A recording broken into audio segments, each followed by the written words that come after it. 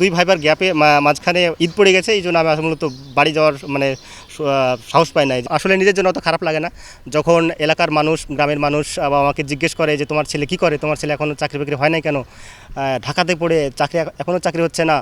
তো এই ধরনের প্রশ্নগুলো যখন বাবা মা যখন মুখোমুখি হয় তখন তারা নিচু স্বরে উত্তর দেয় বা মাথা নিচু করে উত্তর দেয়, এইটা আমাকে আসলে একটু খারাপ লাগে আমার মনে পড়লে। আচ্ছা, আমি 2016-17 সেশনে ঢাকা ঢাকা ইউনিভার্সিটিতে পরীক্ষা দিয়েছি, জগন্নাথ ইউনিভার্সিটিতে এবং রাজশাহী ইউনিভার্সিটিতে। আলহামদুলিল্লাহ আমি 3 জায়গাতেই চান্স পেয়েছিলাম।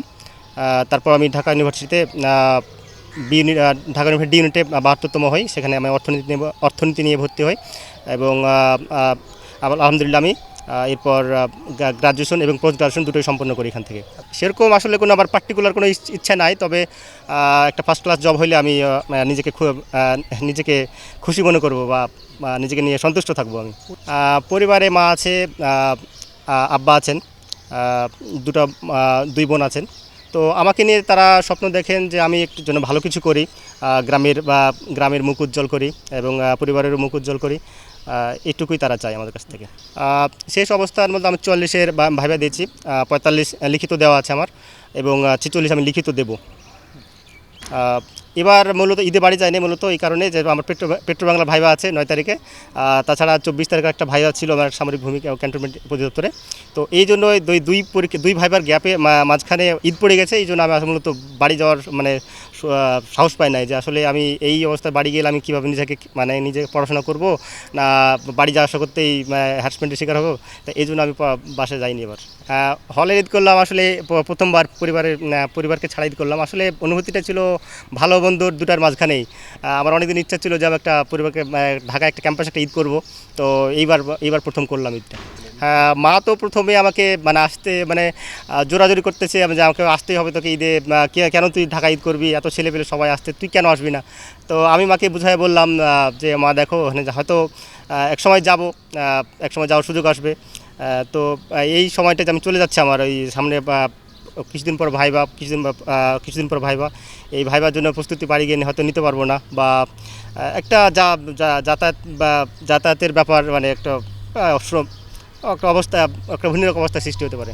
যে হতাশা কাজ করে মাঝে মাঝে, যেহেতু আমি এখনও স্বাবলম্বী হতে পারি নাই, আমার গ্রাজুয়েশন করা অলরেডি 3-4 বছর হয়ে গেছে, এখনও কোথাও কোনো চাকরিতে ঢুকতে পারি নাই। তো এই জন্য মাঝে মাঝে হতাশা কাজ করে, যে তবে অতটা প্রকট না যে আমি আমার চাকরি পেয়ে এখনও আমি হতাশা চরম পর্যায়ে চলে গেছি, এমনটা না আমার। বাবা তো কৃষিকাজ করেন,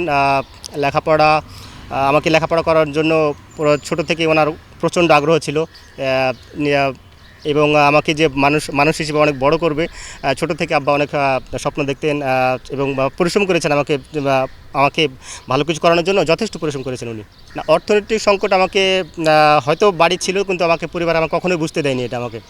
আমি পরিবারের জন্য অনেক কিছু করতে চাই। আমি মোট কথা পরিবার যাতে আমি চাকরি পাওয়ার পর পরিবার যেন কোনো অভাব বোধ না করে, বা কোনো চাহিদা আছে যা পূরণ করতে পারতেছে না, বা এই ধরনের যে সিচুয়েশন ফেস না করে, আমি সেই চেষ্টাই করব। সব থেকে মা বাবাই ছিলেন।